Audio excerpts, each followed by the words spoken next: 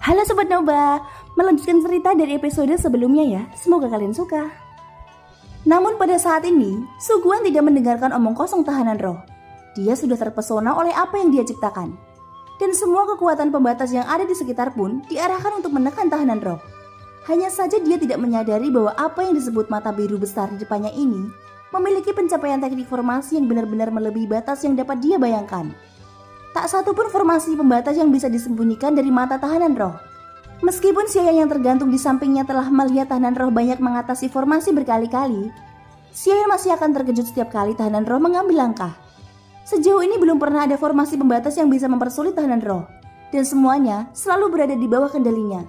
Pada saat ini tepat ketika formasi pembatas itu menyapu, cahaya biru dari mata tahanan roh juga tersapu begitu saja. Dan tanpa terkecuali, semuanya runtuh dalam sekejap mata. Lupakan saja. Kamu benar-benar mengecewakan. Bagaimanapun Master ini juga memiliki kebajikan dalam hidup.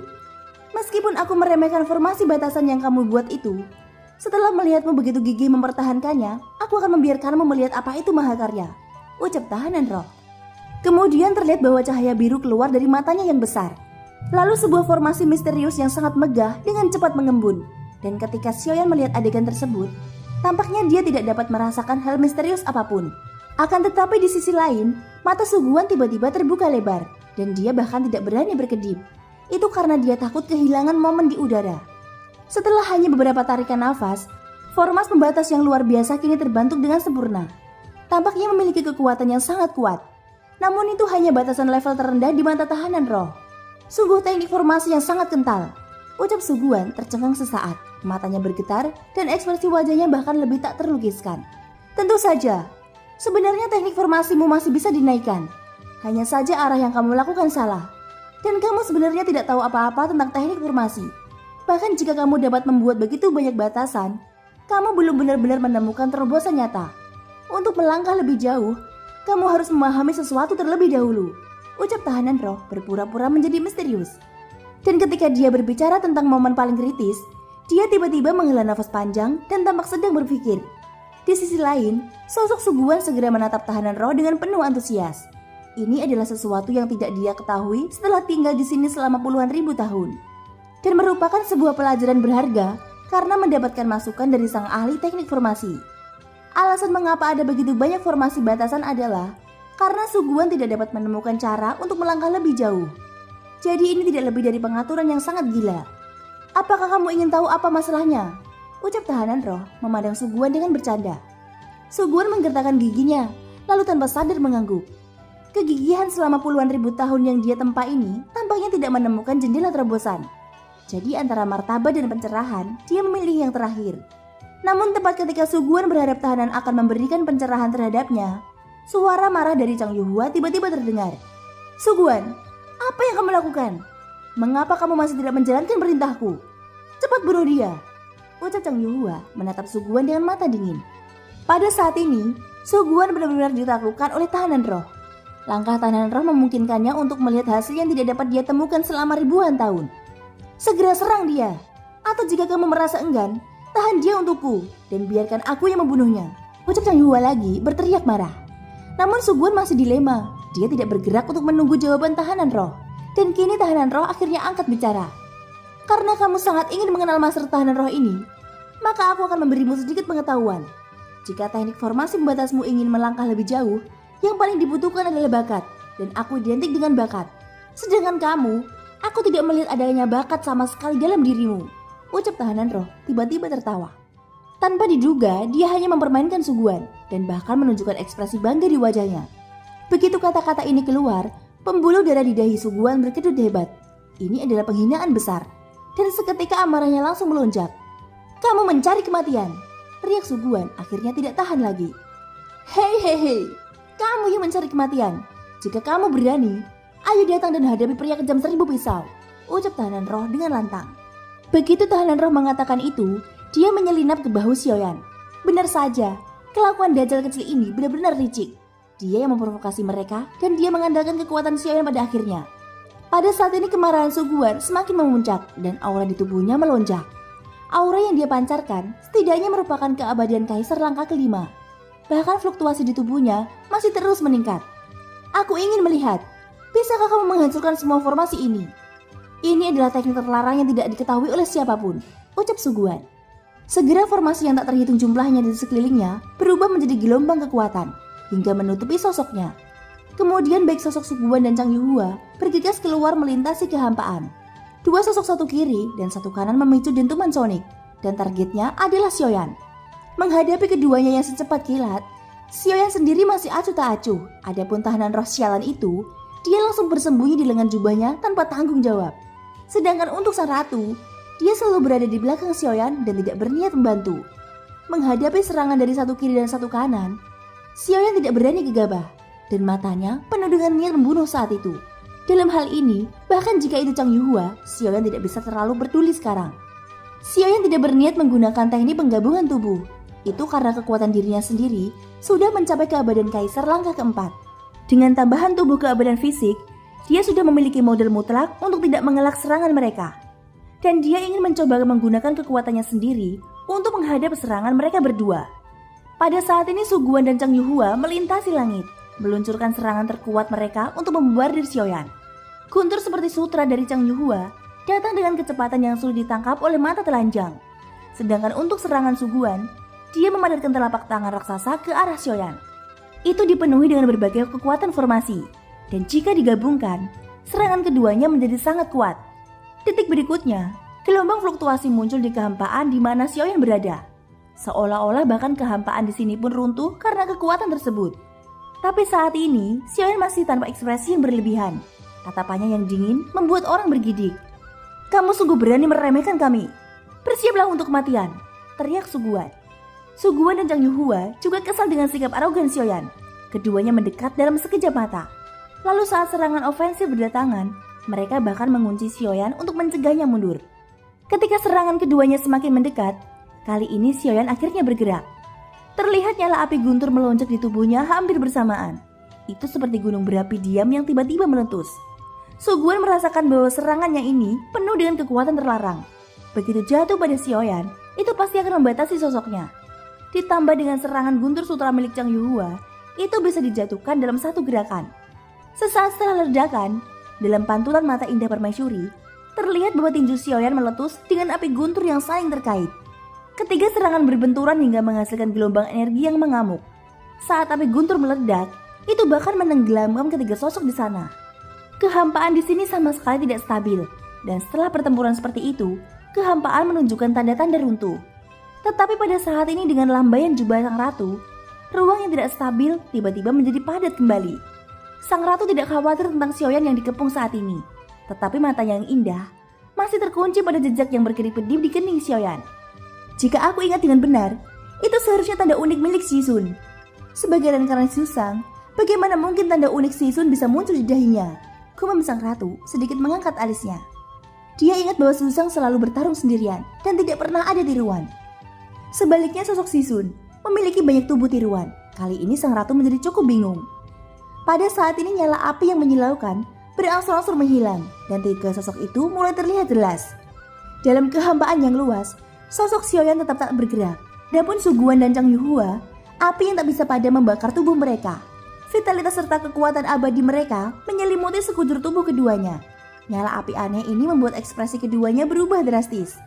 Meski efek kecepatan menghilangnya tidak cepat, tapi perasaan ini seperti diracuni yang pasti akan membuat siapapun panik. "Hei orang tua Suguhan, kekuatan menghalangmu tampaknya tidak lebih dari ini. Adapun kekuatan guntur milikmu itu, leluhur, seharusnya kamu tahu bahwa tubuh Chang Yuhua tidak dapat menahannya. Sebagai leluhurnya, sangat tidak pantas bagimu memanfaatkan tubuhnya untuk digunakan," ucap Xiaoyan memandang Suguhan dan Chang Yuhua. Saat ini tubuh fisik Chang Yuhua dipenuhi dengan nanah yang menjijikkan, dan tubuh fisiknya sudah benar-benar terluka parah. Jika pertempuran ini terus berlanjut, niscaya sosok Chang Yuhua akan mati mengenaskan. "Aku tidak peduli, meskipun pada akhirnya tubuh ini akan hancur, energi guntur masih mengenali jiwaku sebagai tuannya. Kamu memang benar, tubuh ini terlalu lemah untuk menanggung inti guntur Jili yang asli. Tetapi kamu harus tahu bahwa Jili adalah objek ilahi. Meskipun tubuh fisikmu terlihat kuat, jika kamu ingin bersaing dengan Jili yang asli, maka aku tidak keberatan untuk menunjukkan padamu," ucap Chang Yuhua berteriak pada kehampaan. Artinya guntur sutra yang baru saja muncul bukanlah inti guntur aslinya, tetapi bagian dari kekuatan guntur yang ditinggalkan Jile di sini. Saat suara Chang Yuhua keluar, lebih banyak retakan muncul pada patung batu di puncak gunung saat ini, seolah-olah sedang melakukan semacam ritual khusus. Saat berikutnya, cahaya merah di patung batu keluar dari setiap retakannya, dan suasana kembali ke keheningan lagi, seolah-olah tidak ada yang terjadi sebelumnya. Dalam ilusi, aku melihat senior menghadapi musuh yang menginvasi Senshi. Kita berada di pihak yang sama. Mengapa kamu memilih untuk menyerangku sedemikian rupa? Ucap Xiaoyan. Meski kedua belah pihak sudah bertempur, Xiaoyan tetap menghormatinya. Dia tahu bahwa jiwa dalam patung batu bukan lagi penguasa guntur Jili di masa lalu. Kebencian karena kematian tidak akan hilang seiring waktu, bahkan sebaliknya menjadi semakin kuat. Sekarang jiwa penguasa guntur Jili di patung batu telah lama kehilangan akal sehatnya. Keinginan untuk bertahan hidup serta kebenciannya benar-benar terisi penuh pada saat ini. Oleh karena itu pada dasarnya, tidak mungkin bagi Xiaoyan untuk berkomunikasi secara normal dengannya. Berikan tubuhmu padaku, dan aku bisa memberitahumu, ucap Chang Yuhua mencibir. Dan ketika Xiaoyan mendengar ini, matanya menjadi dingin. Karena ini masalahnya, Xiaoyan tidak bermaksud menunjukkan belas kasihan lebih lanjut. Detik berikutnya sayap dewa hitam muncul di belakangnya, dan segera sosoknya tiba-tiba melesat keluar. Target pertamanya adalah Su Guan. Itu karena jika dia menyerang Chang Yuhua, kemungkinan besar Chang Yuhua sendiri akan musnah. Terlepas dari apakah Chang Yuhua benar-benar tulus padanya atau tidak, setidaknya dia sudah membantu Xiaoyan datang ke sini. Kalau tidak mungkin dia menemukan jejak Jili dengan lancar. Sementara itu ketika Su Guan sadar menjadi target utama, ekspresi wajahnya segera berubah. Meski ada banyak kekuatan pertahanan di tubuhnya, tetapi sosoknya masih merasa ketakutan. Jelas karena telapak tangan sebelumnya tidak melukai Xiaoyan sama sekali. Dan hal itu membuat Su Guan mengerti bahwa orang di depannya sangat kuat. Pada saat ini sosok Xiaoyan sudah muncul tepat di depan Su Guan, melemparkan tinjunya yang berisi 7 jenis energi. Su Guan sudah merasakan ada sesuatu yang salah dan segera menggunakan semua formasi pembatas untuk memblokir serangan di depannya. Tetapi pada saat ini, cahaya biru tiba-tiba keluar dari lengan jubah Xiaoyan yang langsung menghilangkan cermin energi di depan Su Guan. Terima ini, ucap Xiaoyan, suaranya terdengar. Kepalan tangan yang dibungkus dengan kekuatan mengerikan mendarat tepat di Su Guan. Suara tumpul bergema dan sosok yang terakhir pun segera melesat ke belakang sebelum tertanam dengan kuat ke dalam gunung hitam. Pakaiannya robek dan tubuhnya mengalami luka yang sangat parah. Pada saat yang sama, Xiaoyan tidak lagi memperhatikan Su Guan. Sebagian besar kekuatan Su Guan bergantung pada teknik formasi. Xiaoyan memiliki tahanan roh dan teknik tersebut tidak akan efektif padanya. Selanjutnya, Xiaoyan bergerak menuju patung batu dengan kecepatan yang sangat cepat. Untuk menghentikan kekacauan yang ada di sini, menghancurkan patung batu di puncak gunung adalah langkah pertama. Pada saat ini penguasa Suan di tangannya sudah dipenuhi oleh nyala api yang mengamuk dan ada juga guntur yang mengalir. Namun tepat ketika Xiaoyan mendekati patung batu itu dan siap mengayunkan penguasa Suan, tiba-tiba saja kabut di puncak gunung hitam menghilang dan seluruh tubuh patung itu tiba-tiba memancarkan busur listrik. Segera Xiaoyan menarik kembali penguasa Suan dan tubuhnya tiba-tiba mundur ke belakang. Kemudian Guntur Void dan Guntur Hatian Zhenli tiba-tiba muncul di tubuhnya. Mereka dengan cepat meraung menuju langit. Momen berikutnya adalah ledakannya memakan telinga di kehampaan. Terlihat bahwa seberkas cahaya muncul di kehampaan. Tapi Xiaoyan tahu bahwa ini bukan seberkas cahaya biasa. Itu adalah inti Guntur Jili yang sebenarnya dan dia datang untuk melindungi tuannya. Akhirnya inti Guntur Jili yang asli muncul, ucap Xiaoyan. Dia bisa merasakan fluktuasi yang sangat kuat dari berkas cahaya.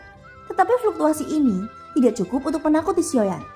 Lagi pula Jili sudah menjadi objek ilahi tanpa pemilik. Maka tidak heran jika inti guntur itu penuh amarah tanpa alasan. Hampir pada saat tabrakan, seberkas cahaya besar tiba-tiba menghilang di depan Xiaoyan. Jili sudah ada di sini. Aku pasti akan mendapatkan tubuh orang itu. Meski kekuatan fisiknya kuat, jika ia tetap ingin menaklukkan kekuatan guntur yang merupakan kekuatan objek ilahi langit dan bumi, dia tak akan mampu menahannya. Jadi saat ini aku hanya perlu menunggu dia terluka parah dan mengambil tindakan merampas tubuhnya, ucap Chang Yuhua dengan senyum jahat. Jelas Chang Yuhua masih dikendalikan oleh jiwa di dalam patung batu. Sementara itu, Su Guan yang tertanam di gunung hitam oleh pukulan keras Xiaoyan akhirnya membebaskan diri dan mengibaskan debu dari tubuhnya. Dengan wajah muram, dia melihat Xiaoyan yang diselimuti guntur ekstrem di langit. Lalu matanya tiba-tiba menjadi ganas. Guntur Tuan akhirnya datang. Orang ini pasti akan mati, ucap Su Guan dengan wajah muram. Pada saat ini wajah Xiaoyan tampak serius. Sebelum dia bisa bereaksi, seberkas kilatan petir tiba-tiba saja menembus tubuhnya dalam sekejap. Serangan cukup mengejutkan Xiaoyan. Meskipun dia memiliki tubuh keabadian fisik, kilatan petir tersebut mampu memberikan rasa sakit yang luar biasa. Tetapi sepertinya itu hanya sesaat. Dan sebelum Xiaoyan bisa bereaksi, guntur jile muncul entah dari mana dan terus membadirnya dari segala arah. Kini busur listrik berkedip-kedip di tubuh Xiaoyan. Tetapi luka yang muncul di tubuhnya hampir semuanya sembuh dalam sekejap. Serangan jile menyerang lagi dan lagi. Tapi kali ini, Xiaoyan sudah menyiapkan energi darah yang lebih kuat. Tentu saja yang paling penting adalah Xiaoyan memiliki 2 inti guntur di tubuhnya. Meskipun inti guntur jile yang dihadapi ini menempati peringkat kedua, itu adalah peringkat yang diberikan dunia kepada mereka. 9 inti guntur ada dengan kemampuan yang berbeda dan tidak ada yang disebut peringkat. Kekuatan mereka seringkali memiliki hubungan yang hebat dengan tuannya sendiri. Pada saat ini di mata Suguhan, Xiaoyan terlihat seperti sosok yang tidak bisa bergerak dan dipastikan sudah lumpuh. Namun sebenarnya Xiaoyan sama sekali mengabaikan serangan gila inti guntur itu pada tubuhnya. Dan dia terus memfokuskan matanya pada patung di depan. Kemudian ketika tubuhnya bergerak, telapak kakinya langsung mengambil beberapa langkah berturut-turut. Terlihat kaki hitam raksasa yang besar tiba-tiba muncul di udara. Ini adalah teknik 7 tapak dewa pembunuh. Mungkin yang tidak diharapkan oleh jiwa di patung batu itu adalah bahwa di bawah serangan jile yang begitu banyak, Xiaoyan rupanya masih memiliki metode untuk menyerangnya. Dan bahkan tidak memperdulikan semua serangan guntur yang menimpanya. Namun pada saat ini, Chang Yuhua dan Suguhan secara alami tidak akan membiarkan Xiaoyan berhasil dalam melakukan hal tersebut. Mereka berdua terbang secara bersama untuk memblokir, dan kaki hitam raksasa meraung di udara satu demi satu. Pada saat ini, Suguhan menggunakan kekuatan formasi pembatasnya yang agung, dan bayangan tapak besar di udara itu menyentuh formasi milik Suguhan. Sementara untuk Chang Yuhua, dia juga melemparkan beberapa serangannya untuk menahannya, dan dia terus mencoba yang terbaik. Akan tetapi saat keduanya bertarung melawan kaki hitam raksasa, sosok Xiaoyan akhirnya bergerak menuju patung batu dengan kecepatan yang lebih cepat. Bahkan jika ada sambaran guntur jile, tidak ada cara untuk menghentikan Xiaoyan. Apa yang terjadi? Mungkinkah jile tidak bisa mengguncang tubuh fisik orang ini? Ucap terkejut Suguhan. Dan wajah Chang Yuhua juga berubah suram. Saat ini jile merupakan guntur tanpa pemilik. Meskipun dia menyerang Xiaoyan dengan brutal, karena tidak ada yang memegang kendali, sehingga serangannya terlalu kasar dan sederhana. Dan dia tidak akan menggunakan kekuatan aslinya untuk menghadapi Xiaoyan. Oleh karena itu, dengan Xiaoyan yang mengandalkan pelindung tubuh guntur ganda, serangan guntur jile itu pun tidak bisa menghentikannya sama sekali. Kamu tidak boleh menyakiti jiwa tuanku, ucap Suguhan segera mengabaikan kaki hitam raksasa di depannya. Baik Suguhan, jika jiwa tuannya dihancurkan oleh Xiaoyan, maka dia juga akan kehilangan harapan hidup.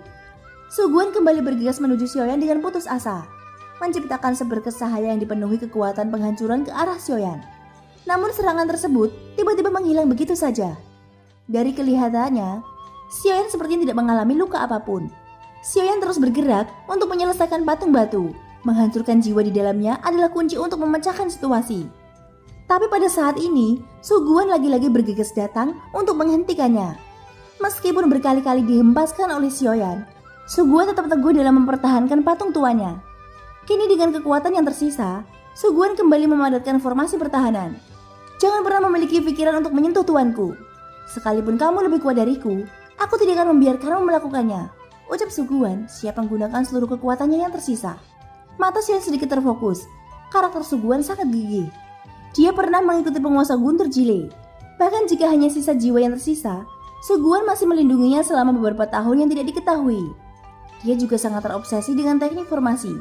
Obsesi seperti ini sangat mirip seperti obsesi Rangtian dengan pemurnian ramuan. Pada saat ini Suguhan mendarat di depan Xiaoyan, menghalangi jalan Xiaoyan dengan mulut terengah-engah. Meskipun Suguhan juga seorang kabadan kaisar, dia hanya memiliki kekuatan di langkah kedua. Alasan mengapa dia bisa menahan serangan Xiaoyan itu karena dia telah menghabiskan 10.000 tahun membuat batasan yang tak terhitung jumlahnya di sini. Sehingga dia bisa mengandalkan batasan untuk menahan serangan energi luar. Aku mengaku bahwa kamu merupakan orang yang memiliki potensi besar dalam hal teknik formasi. Aku dapat memberimu kesempatan bergabung denganku. Pertama-tama, kamu harus sadar bahwa dia bukan lagi tuan yang kamu kenal. Kamu memiliki kemampuan. Jika kamu bersedia, aku dapat membiarkan tahanan roh menunjukkan dan mengajari 1 atau 2 hal kepadamu. Setelah itu kita akan berjuang di pihak yang sama, ucap Xiaoyan berkata dengan suara jiwa. Suguhan dapat dengan jelas mendengar apa yang dia katakan, dan seketika sosoknya langsung tersentak. Namun pada saat ini, suara teriakan marah tiba-tiba terdengar. Sampah Suguhan, Apa yang kamu lakukan? Cepat bergerak dan blokir serangannya, teriak Chang Yuhua dengan keras. Suara itu datang dari jiwa yang masuk ke tubuh Chang Yuhua. Ekspresi kekecewaan melintas di mata Suguan, dan kemudian dia berkata, ternyata benar, kamu bukan lagi tuanku. Karena sejak aku mengikuti tuanku, dia tidak pernah menghinaku seperti ini, ucap Suguan yang wajahnya sudah pucat pasi. Nyatanya bagaimana mungkin dia tidak mengerti bahwa tuannya sudah mati. Hanya saja Suguan berpikir tentang cinta dan balas budi, dan dia melakukan hal tersebut demi membalas kebaikannya. Alasan mengapa dia ada di sini juga karena untuk melindungi jiwa tuannya. Suguan, apakah kamu tidak akan menyelamatkanku? Ucap Chang Yuhua yang suaranya tiba-tiba melembut. Tubuh Suguan dikejutkan lagi oleh permohonan yang tiba-tiba itu. Namun pada saat ini, sosok Xiaoyan tiba-tiba menghilang, dan ketika dia muncul kembali, dia sudah berada di depan patung batu. Penguasa Suan tersangkut dan menabrak patung batu dengan keras. Seketika patung itu benar-benar hancur. Retakan menyebar dengan cepat, dan setelah beberapa saat terhenti, patung batu yang retak itu tiba-tiba meledak. Segera kabut darah merah naik, dan dari kabut darah itu, sepertinya ada sosok yang samar-samar terlihat. Pada saat yang sama, tubuh Chang Yuhua terhuyung-huyung, mata merahnya berangsur-angsur memudar, dan menjadi jernih kembali. Dengan kata lain, Chang Yuhua yang asli sudah sadar kembali. Hanya saja ekspresi wajahnya menjadi sangat pucat. Jelas selama ini, dia sudah sangat tersiksa di bawah kendali leluhurnya, dan menyebabkan banyak kerusakan pada tubuh fisiknya. Leluhur keluarga Chang, bukankah dia mengatakan bahwa tubuh fisiknya sudah mati? Ucap Xiaoyan sedikit menyipitkan matanya. Dia cukup terkejut ketika melihat sosok yang berdiri di kabut darah. Ada yang salah, ucap Xiaoyan, sosoknya bergerak mundur. Kabut darah berangsur-angsur menghilang, dan sosok itu secara bertahap muncul. Sampai ketika semua orang dapat melihat sosok itu dengan jelas, orang pertama yang tercengang adalah Suguan. Tuan Guru, apakah ini kamu? Bukankah kamu mengatakan sudah tidak memiliki tubuh? Lantas apakah berita tentang kematianmu itu adalah kebohongan? Ucap Suguan melihat sosok familiar di kabut darah. Dan dia tidak akan salah mengenali tuannya. Tuannya adalah penguasa Guntur Jile yang disebut Chang Qitia. Mata Xiaoyan sedikit menyipit melihat sosok ini. Suguan sudah kehilangan akal sehatnya dan tanpa sadar membuat penilaian sendiri saat menyaksikan sosok tersebut. Tapi ketika kekuatan jiwa Xiaoyan tersapu, dia melihat petunjuk dari sosok di kabut darah ini. Hanya dengan satu jiwa, bahkan dengan akumulasi tahun, tidak mungkin dapat melakukannya. Dengan kata lain, dia mungkin hanya tubuh boneka. Sepertinya leluhur Chang benar-benar siap balas dendam dengan cara ini. Tatapan Xiaoyan segera beralih ke gunung hitam yang menjulang tinggi itu, lalu ke arah Suguan. Tahanan roh, apakah gunung ini juga diselimuti formasi batasan? Tanya Xiaoyan membangunkan tahanan roh yang baru saja tertidur di lengan jubahnya. Tahanan roh yang seukuran telapak tangan segera muncul dan berada di bahu Xiaoyan. Benar, semua yang ada di sini adalah formasi pembatas, ucap tahanan roh menjawab dengan tegas. Nyatanya dia tidak terlalu fokus pada hal ini sebelumnya. Lalu apa batasan dan fungsi gunung hitam ini? Tanya Xiaoyan. Ini cukup berbeda. Tampaknya formasi pembatas yang meliputi gunung ini merupakan formasi dengan probabilitas tinggi, ucap tahanan roh. Tunggu dulu, sepertinya formasi ini terdiri dari beberapa bagian. Coba aku lihat lebih dekat, ucap tahanan roh juga tampak tiba-tiba tertarik dan langsung terbang ke atas kepala Xiaoyan. Matanya yang besar meledak dengan cahaya biru yang langsung menutupi pegunungan. Oh, jadi begitu. Ini adalah formasi bunga matahari. Semua mayat ada di bawah gunung hitam dan beberapa di antaranya dilanda kebencian. Ada juga yang baru saja meninggal di belum lama ini, ucap tahanan roh kembali ke bahu Xiaoyan dan menjelaskan hal-hal lainnya secara singkat. Mata Xiaoyan sedikit menyipit. Saat ini tampaknya situasi di sini lebih rumit dari yang dibayangkan. Dan kebenarannya tidak sesederhana kelihatannya. Sebelum Xiaoyan dapat berbicara lagi, sosok dalam kabut darah berubah menjadi kilatan cahaya merah. Itu bergegas ke arahnya dengan kebencian yang sangat kuat. Sosok yang muncul di depan Xiaoyan berwajah gelap. Fitur wajahnya kabur dan penampilannya tidak lagi menyerupai wajah manusia. Hahaha, aku adalah penguasa semua Guntur. Dan aku dapat menggunakan semua Guntur untuk membunuh Jenderal 9 Surga. Ucap sosok yang menakutkan itu mengeluarkan serangan aneh. Mulutnya tidak bisa dibuka sepenuhnya karena pembusukan. Begitu suaranya keluar, kilatan Guntur Jile tiba-tiba muncul. Dan bahkan Xiaoyan melihat Guntur yang begitu tajam untuk pertama kalinya. Jile tampak seperti seberkas cahaya melingkar. Tidak peduli bagaimana Xiaoyan melihatnya, itu sepertinya bukan milik kekuatan Guntur, tetapi lebih mirip seperti seberkas cahaya. Dan Guntur Jile yang datang ini juga sepenuhnya mematuhi perintah sosok itu. Kemudian pada saat Guntur Jile mengalir memasuki sosok itu tiba-tiba menghilang dan muncul tepat di depan Sioyan hampir seketika. Sebelum Sioyan dapat bereaksi, sosok itu sudah menusukkan jarinya ke arah Sioyan. Terdengar sambaran keras, ujung jarinya memadatkan petir yang sangat tipis, yang kecepatannya terlalu cepat bagi Sioyan untuk bereaksi.